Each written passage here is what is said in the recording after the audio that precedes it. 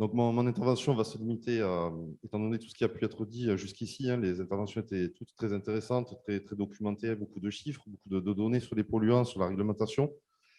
Mon intervention se limitera à la réglementation en rénovation énergétique, puisque c'est la spécialité de VTI.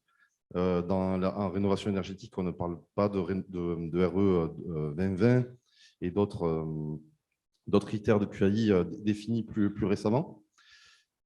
Alors, depuis hier, une chose a augmenté aussi, c'est certainement le niveau de CO2 dans la pièce, puisque hier, je suis intervenu en début de matinée. Là, la journée a continué. Je pense que le niveau de CO2 est un peu élevé, donc j'espère que ça ne va pas nuire à la qualité de représentation ni à la capacité à la qualité de concentration du public, qu'il soit en présentiel ou en distanciel. Donc voilà, je vais me concentrer sur la partie réglementaire en rénovation énergétique. On va commencer par un petit quiz, donc avec une question. Quel est le poste de travaux le moins coûteux d'une rénovation énergétique? Vous avez le choix entre trois réponses: le changement de fenêtre, la rénovation du système de ventilation ou l'isolation thermique par l'extérieur.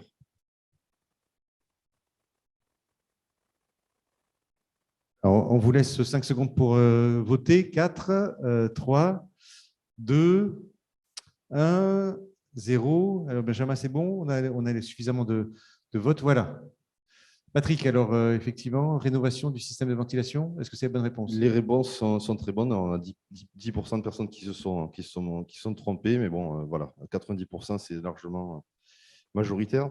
En effet, le système de ventilation représente à peu près entre 1 et 10% de l'enveloppe globale de travaux, et une fourchette de prix pour une installation d'un système de ventilation en rénovation, c'est entre 1 000 et 2 500 euros hors taxe par logement en moyenne, hors prime C2E et voilà, hors financement, ma prime rénov', etc. C'est vraiment le prix tel que chiffré par un installateur en cours d'appel d'offres. Deuxième question, quels sont les risques liés à un défaut de ventilation? Donc, on en a largement parlé depuis la table ronde de tout à l'heure et l'intervention de Testoun. Donc, voilà, réponse multiple pour cette question entre risque sanitaire, dégradation du logement et baisse de la concentration et de la productivité. Voilà, on va laisser 5 secondes au public aussi pour voter. 4, 3, 2, 1, 0. Voilà. Est-ce que c'est bon? On affiche les résultats. Les réponses sont meilleures qu'hier, hein, donc il faut croire que les informations communiquées ont été bien enregistrées. Donc, en effet, voilà, les trois risques sont très importants. Le risque sanitaire, il a largement été évoqué, hein. On a un certain nombre de maladies qui sont provoquées par un défaut de ventilation, un tiers de cardiopathie, un tiers d'AVC, un dixième de cancer du poumon parmi les 24 000 ou 48 000 décès en fonction des études liées à un défaut de ventilation.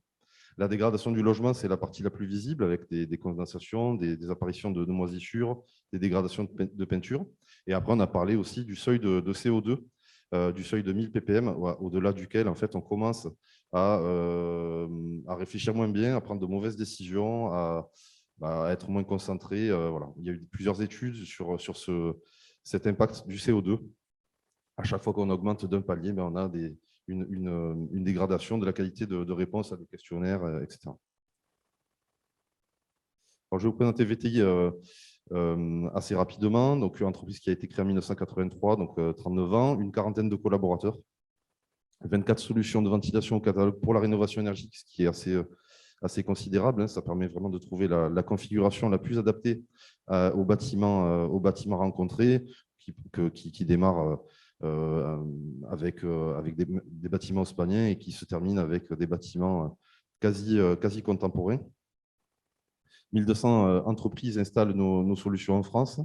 Nous avons commercialisé environ 2 millions d'extracteurs depuis 1983 et nous avons bien sûr un bureau d'études qui conçoit sur ses propres cahiers des charges en fonction de thématiques toujours réactualisées, hein, avec les évolutions du marché, de la réglementation, etc., des solutions de ventilation particulièrement performantes. Alors, nos engagements sont multiples. Apporter un confort olfactif, c'est une des parties les plus palpables pardon, de la qualité de l'air intérieur. Protéger le bâti en évitant les risques de condensation.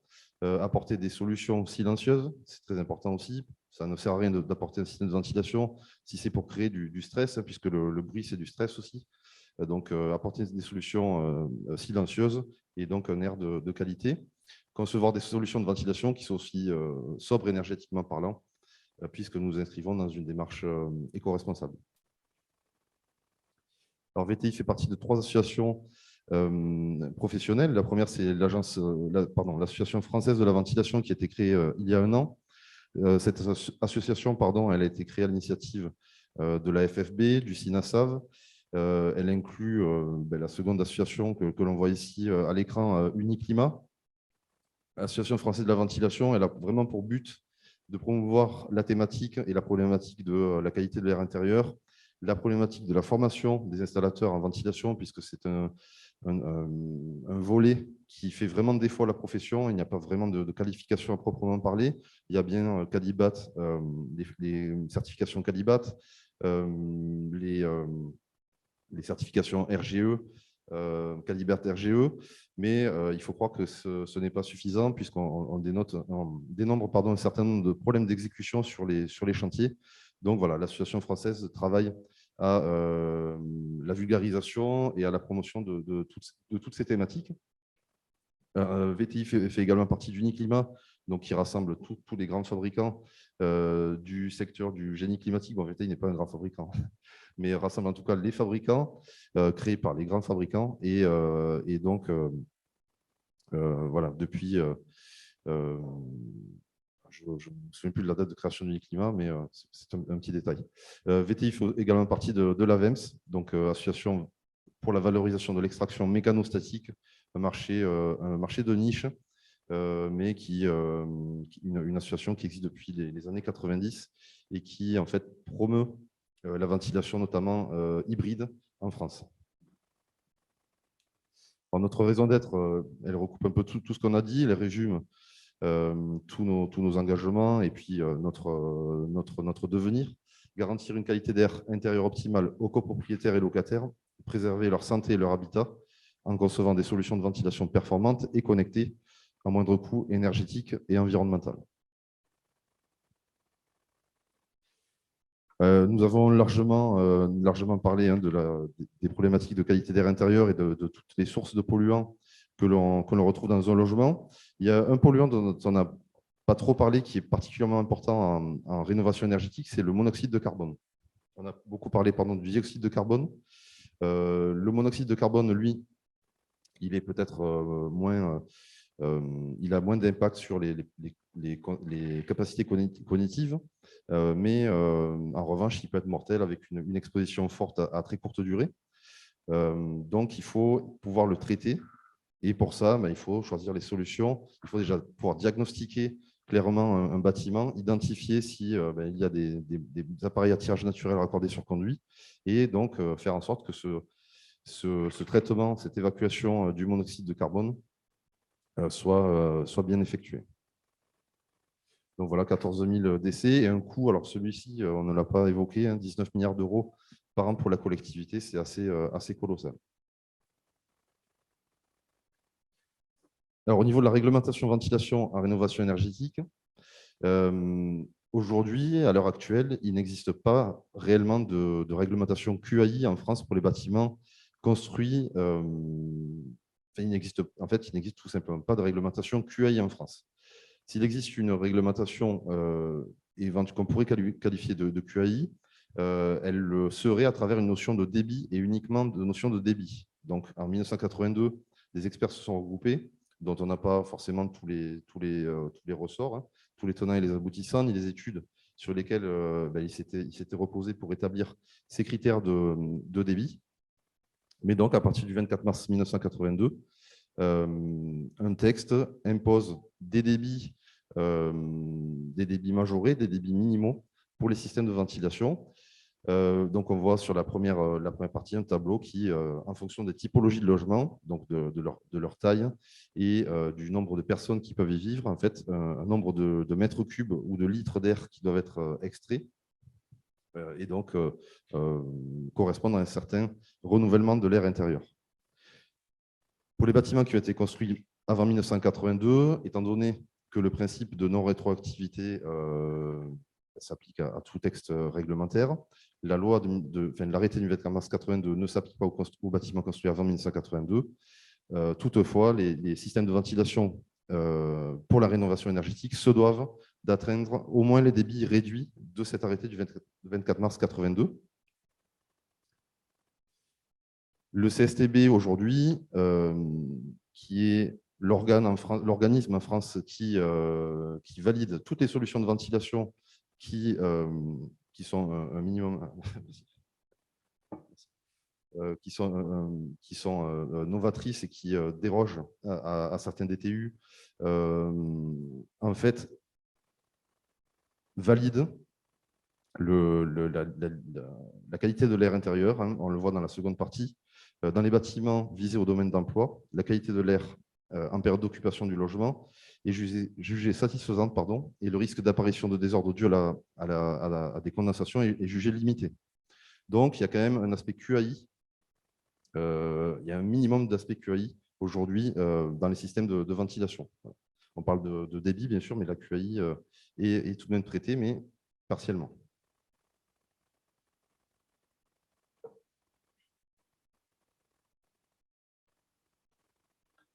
Le seul aspect réglementaire qui existe aujourd'hui, il vise la ventilation hybride avec ce nouveau référentiel BBC Finergie qui est paru en fin d'année dernière, ou enfin non, début de cette année.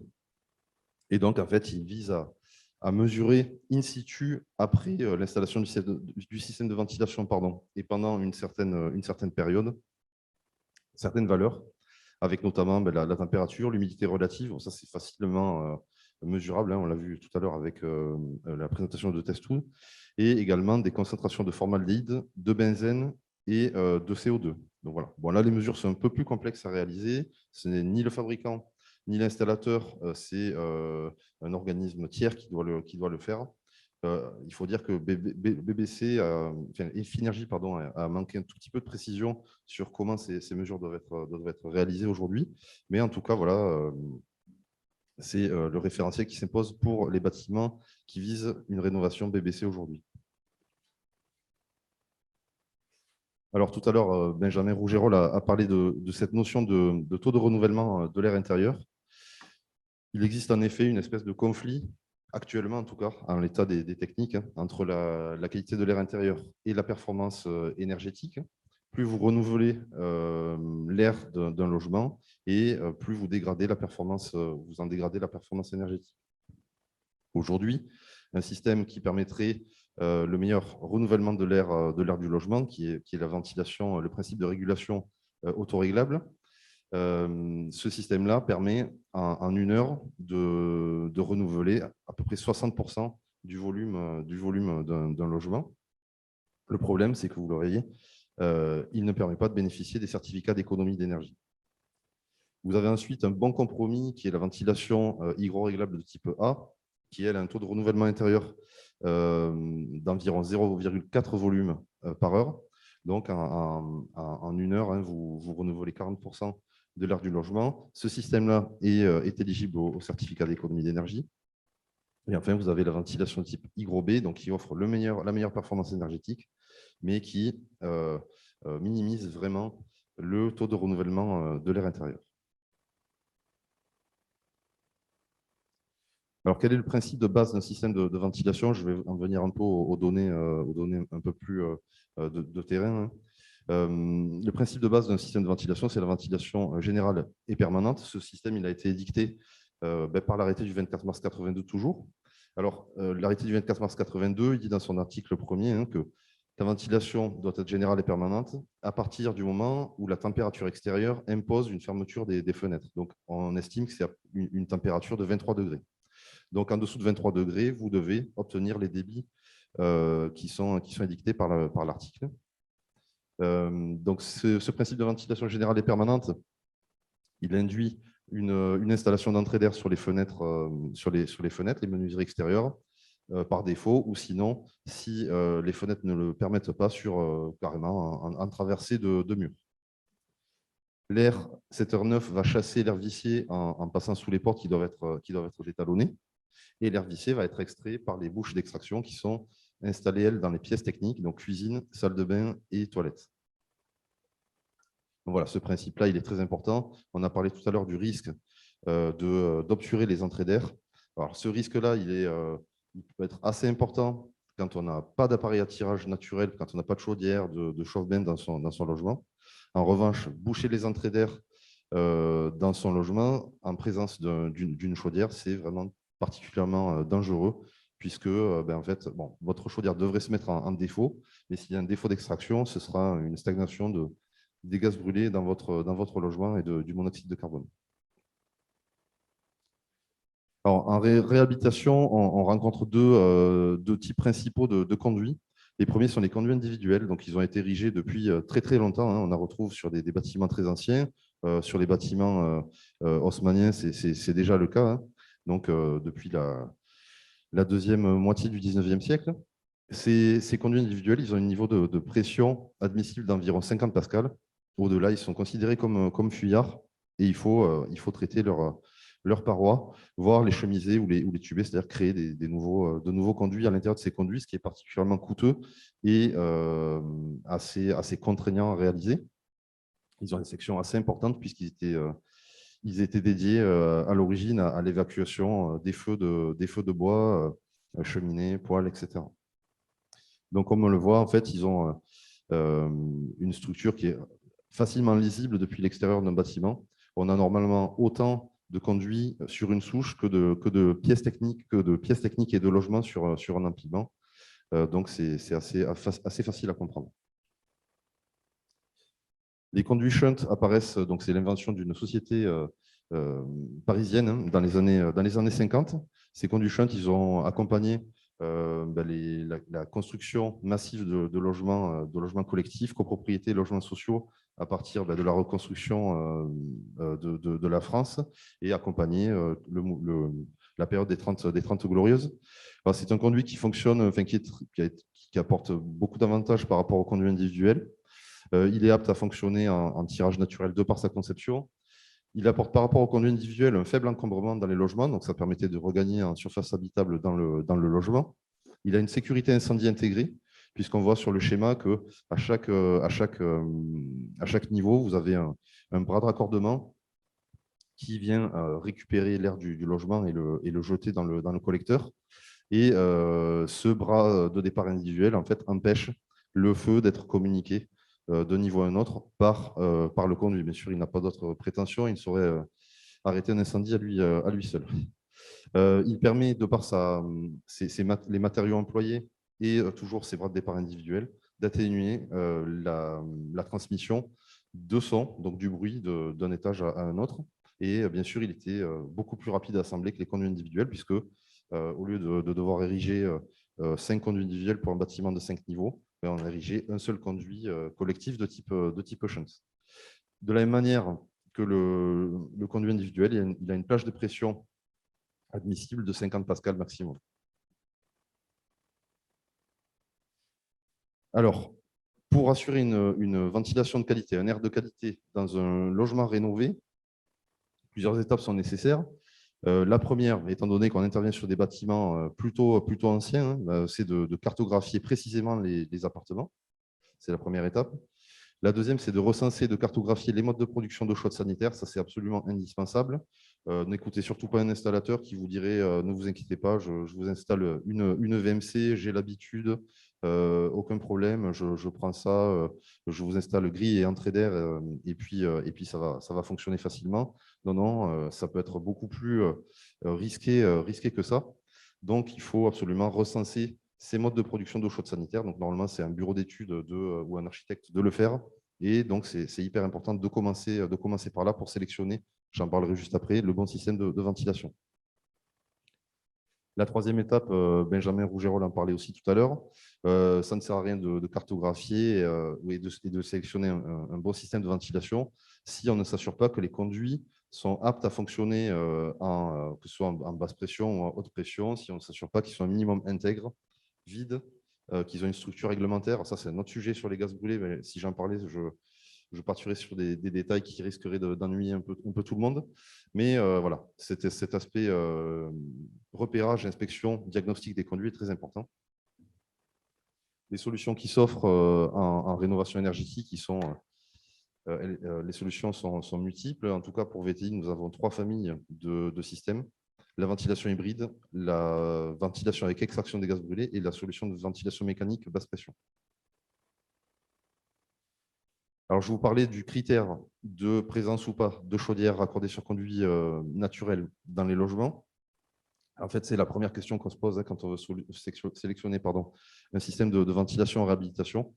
Donc, je vais zoomer un peu. Voilà. En fonction de la réponse, on se situe à gauche. Voilà. Existe-t-il des chaudières raccordées dans le bâtiment que je suis en train d'étudier? Si ce n'est pas le cas, on est en ventilation sanitaire. Donc, on a une réglementation spécifique pour cette famille de systèmes. Et à droite, si on a des chaudières raccordées, des chauffe-bains, etc., on est dans l'évacuation des produits de combustion, dans la fumisterie. Excusez-moi, c'est un mot qui me fait souvent rire. Et donc voilà, il faut pouvoir prêter attention à ce critère en particulier. Donc non seulement il faut pouvoir en être conscient, mais il faut les localiser précisément aussi. C'est très important. Alors, l'inspection visuelle des conduits, alors, elle se fait de différentes manières. À l'extérieur du bâtiment, donc on monte en toiture, en terrasse, on regarde les conduits, on est capable, logiquement, un spécialiste peut identifier très rapidement la nature des conduits, donc soit individuels, soit shunt, soit des conduits de VMC. En revanche, voilà, pour les étudier en profondeur, pour étudier l'intérieur, là, il va falloir du matériel spécifique. C'est ce qui permet aussi de distinguer les bons installateurs des débutants ou de ceux qui le font avec un peu moins de rigueur. Un bon installateur aura normalement une caméra d'inspection. Donc, je pense que Testoon doit en fournir, hein, j'imagine. Donc voilà. Ça permet à l'installateur de passer une caméra dans le conduit et de s'assurer qu'il est vide, hein, c'est ce qu'on appelle la vacuité. Donc la vacuité, c'est la qualité de quelque chose qui est vide. Donc il faut s'assurer, pas comme sur la photo d'en bas à droite, de s'assurer qu'on n'a pas de nids qui vont obturer le conduit, mais on retrouve toutes sortes de choses étonnantes dans les conduits. Hein. Voilà. Ça peut aller jusqu'à des bouts de bois, des planches en bois, des piquages sauvages. Enfin, voilà. Il faut absolument, étant donné l'ancienneté des conduits, pouvoir visualiser l'intérieur. L'intégrité, c'est un peu la même chose. On s'assure qu'il n'y a pas de trou comme sur la photo à droite de l'écran. Et puis, on s'assure aussi que les conduits sont conformes à la réglementation de l'époque, puisqu'un conduit shunt, donc là, pareil, je vais passer sur les détails, mais il a une structure qui est réglementaire, notamment au niveau des sections, du nombre de conduits, de leur hauteur, etc. Et enfin, on va s'assurer qu'il y a bien des pieds de conduits obturés. Donc tout à l'heure, Benjamin Rougerol parlait d'un volume d'air beaucoup plus important en toiture qu'en logement. Ça vient peut-être de là. C'est possible en tout cas que les pieds de conduit ne soient pas obturés, qu'on aspire dans les caves beaucoup d'air et donc du coup un peu moins en logement. Donc il faut aussi s'assurer qu'en partie basse, le conduit est bien obturé. Alors, ce diagnostic qui donne lieu à un rapport. Dans ce rapport, vous trouvez une localisation complète des conduits hein, sur plan, avec des numérotations, les destinations de conduits, le type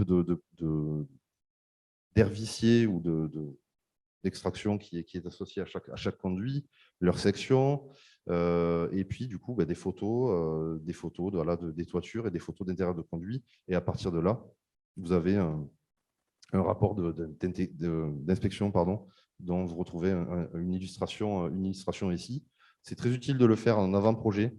C'est bien trop tard de le faire juste avant que les travaux démarrent, puisque si vous vous rendez compte d'un gros problème, les financements certainement seront plus difficiles à obtenir et votre budget risque d'être bouleversé s'il y a un problème. Donc, je ne peux que vous sensibiliser sur l'importance de réaliser cette inspection visuelle le plus tôt possible. En fin de travaux, donc l'installateur ou le fabricant, ou également éventuellement un organisme tiers, doit réaliser un certain nombre de contrôles. Bon, on a parlé des contrôles réalisés grâce à un certain nombre d'appareils toujours plus sophistiqués et pratiques. À gauche, vous avez une illustration d'un débitmètre. Voilà, il se permet de mesurer un débit, par exemple ceux de l'arrêté du 24 mars 82. Comme vous le spécifiez tout à l'heure, Jean-Michel, pardon. Vous parliez de dépression. Alors, c'est vrai que les dépressions sont plus pertinentes lorsqu'on est en ventilation hygroréglable, puisque vous en parliez aussi. Pour avoir une mesure précise de l'humidité, ça prend du temps dans un logement. Il faut attendre que l'appareil s'ajuste, donc c'est très long. Et puis, il faut pouvoir trouver le bon point de fonctionnement et savoir. Donc, c'est plutôt compliqué. Donc, une mesure de dépression permet de savoir si on est bien dans la plage de dépression préconisée par le fabricant et qui donne ensuite les débits associés. L'autre point, ça va être le respect des notices d'installation constructeur. Ça va être des sections de câbles, des positionnements de bouches et d'entrée d'air, enfin voilà, tout un ensemble de points qui sont importants à contrôler. Si certaines choses ne sont pas conformes à ces différents points, on peut s'attendre à ce que la qualité d'air intérieur ne soit pas très bonne.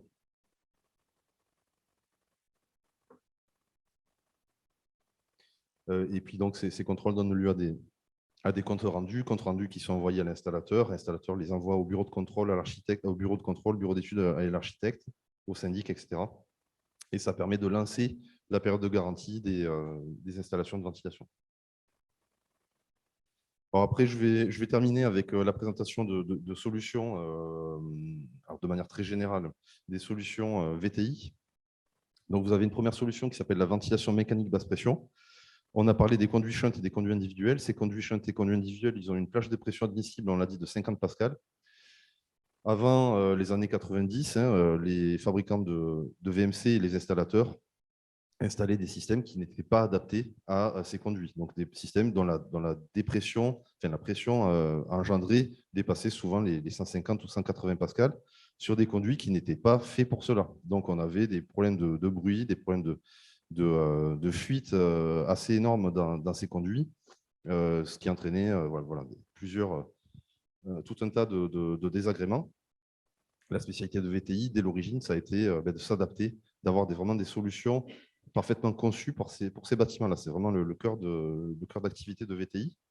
En l'occurrence, vous voyez ici donc, le système Voltaire Evolution. C'est un système de VMC basse pression, un système de VMC avec une unité de ventilation centrale qui, par par l'intermédiaire de réseaux de ventilation et de plénums installés sur les conduits, va venir collecter l'air vicié des logements et l'extraire directement en toiture.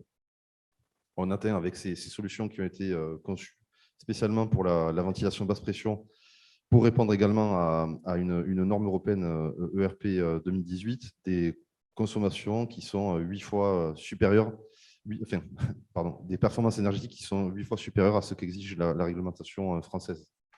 Donc, vous avez une illustration ici des Moulineaux, une copropriété qu'a épaulé l'Agence parisienne du climat il y a quelques années. Une autre illustration du système Voltaire Evolution, cette fois-ci sur une résidence d'habitat bon marché du début du XXe siècle à Puteaux. Cette fois-ci, voilà, les unités de ventilation étaient installées dans les combles et donc le même principe avec cette fois-ci une extraction en toiture via une sortie de toiture. Donc ce système-là, il est sous avis technique, comme tous nos systèmes sous avis technique et éligible au certificat d'économie d'énergie. Le principe général du système de ventilation Voltaire Evolution avec des entrées d'air sur les fenêtres, des bouches d'extraction dans les pièces de service et des unités de ventilation en toiture.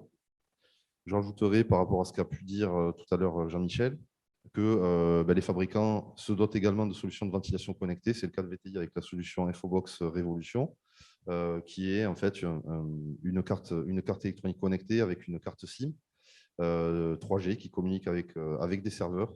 Et donc, comme ça, on récupère, en fait, alors non pas les données de débit, ça c'est encore une étape supplémentaire à franchir, mais on récolte aujourd'hui des données de fonctionnement des solutions de ventilation, tout un tas de données, les consommations électriques, marche ou défaut, le type de programmation, etc. Donc, ça permet au syndic de les consulter éventuellement. Une autre solution, c'est la solution de ventilation mécanique basse pression Ventil Plus que nous avons commercialisée en mars 2022. Donc, elle est toute neuve. Donc, nous avons appliqué en fait à une conception plus verticale de l'extraction de la ventilation nos connaissances sur la ventilation mécanique basse pression acquises pendant la conception du Voltaire Evolution. Et donc, ça permet d'atteindre, là aussi, vous voyez, des consommations extrêmement réduites, là aussi 8 fois supérieures, enfin, des performances énergétiques 8 fois supérieures à ce qu'exige la réglementation française. Le confort acoustique est absolu et les unités de ventilation sont classées C4, étant donné leur conception. Donc, c'est une sécurité incendie. Là aussi, je vais vous passer les détails. Enfin, nous avons ce qui a été l'origine de VTI, les solutions de ventilation hybride et d'extraction des gaz brûlés. Donc voilà, des systèmes hygrovent, ventilés qu'au gaz. Donc, ils permettent en fait de tenir compte des conditions météorologiques et d'exploiter les forces motrices de ventilation, les forces naturelles de ventilation, que sont le tirage thermique et le tirage éolien. En fonction de la zone géographique dans laquelle s'inscrit le bâtiment, on va avoir des seuils de commutation, de basculement en fait, entre le fonctionnement mécanique et naturel du système de ventilation. On estime que, quelle que soit la région dans laquelle on se situe, la zone géographique, avec un système de ventilation hybride, pendant un tiers de l'année environ, le système va fonctionner en mode naturel, donc ne consommer absolument aucune électricité. Alors, ça ne veut pas dire qu'il ne ventile plus, ça veut dire qu'il n'est plus ventilé mécaniquement, mais en revanche, naturellement, on a les débits minimaux qui sont assurés dans les logements. Donc, c'est un principe plutôt intelligent. Voilà, ces systèmes sont sous avis technique. Alors, pas celui pour l'extraction des gaz brûlés, mais ce sera fait d'ici à la fin de l'année. Il est quand même couvert par un cahier des charges approuvé par un bureau de contrôle Socotec. Donc, c'est un gage quand même de sécurité et de qualité. Mais donc, en tout cas, les systèmes de ventilation hybride donnent lieu au certificat d'économie d'énergie. Et je pense avoir terminé. Donc voilà, si vous avez quelques questions que ce soit, vous n'hésitez pas à me contacter.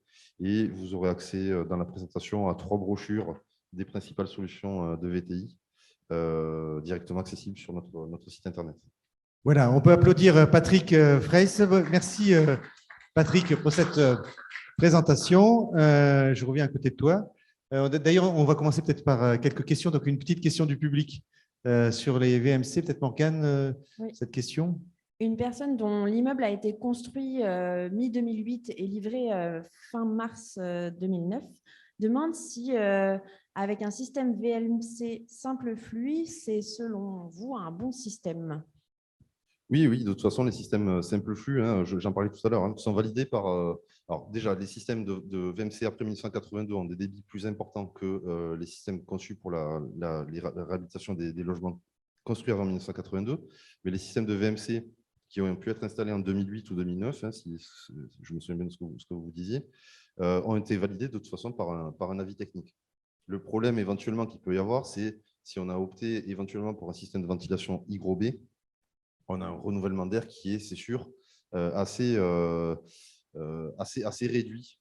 Donc aujourd'hui, on ne sait pas mesurer forcément l'incidence en termes de polluants, mais en tout cas, on sait que le renouvellement d'air sera de toute façon moins important avec un système de ventilation hygroréglable de type B. Voilà, aujourd'hui, vous intervenez donc dans la rénovation énergétique, donc sur des rénovations globales et donc sur lesquelles on change des systèmes. Mais est-ce qu'on commence à avoir est-ce qu'il y a des questions ou des demandes qui sont de dire intervenez juste pour la QAI, pour la qualité de l'air intérieur de mon bâtiment et faites modifier juste la ventilation. Et vous intervenez juste en lot simple finalement.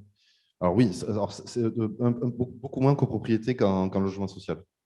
En logement social, vous avez des maîtres d'ouvrage qui, surtout par rapport à la problématique du Covid, se sont un peu affolés, se sont dit aujourd'hui, il faudrait que je traite rapidement la qualité d'air intérieur de mon logement, de mon bâtiment, de mon patrimoine même. Et donc, j'installe des systèmes de ventilation parce qu'il n'y avait pas grand-chose. Dans les logements sociaux, ce sont souvent des logements aussi dans lesquels on a un nombre de personnes en pratique plus élevé qu'en théorique. Donc, logiquement, il faut ventiler davantage. Donc, en logements sociaux, oui, un peu moins en copropriété, où là, on a vraiment un accompagnement de l'Agence parisienne du climat, de bureaux d'études qui sont sensibilisés au fait que dès lors qu'on isole, on accompagne ces travaux d'une amélioration de la ventilation.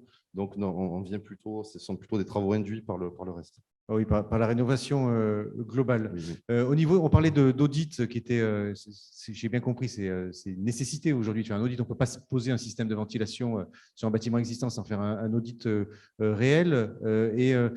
La question que je me posais, c'est combien de temps ça prend pour faire un audit et quel est le coût à peu près d'un audit? C'est une bonne question. C'est difficile à estimer. Ça va dépendre de la taille du bâtiment, du nombre de logements, de la hauteur du bâtiment, du type de conduit. Parce que lorsqu'on est en présence de conduits individuels, on a un nombre de conduits à éprouver, à inspecter qui est beaucoup plus important. Ils ont une structure plus complexe aussi, donc ça prend beaucoup plus de temps sur un bâtiment ancien d'avant les années 50 que sur un bâtiment. Les bâtiments équipés de conduits shunt, des tramways sont beaucoup plus simples à étudier. Oui, mais finalement, l'installateur ne peut pas faire de proposition, de devis, tant qu'il n'a pas fait cette phase d'audit. Alors si, aujourd'hui, malheureusement, c'est pour ça que j'essaie de sensibiliser sur cette question.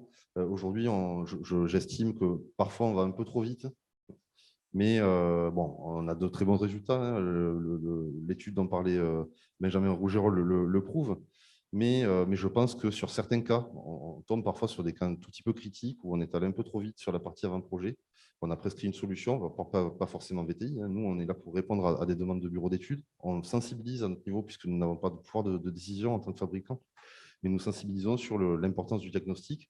Mais parfois, cette étape est sautée. Elle est inscrite dans un CSTP.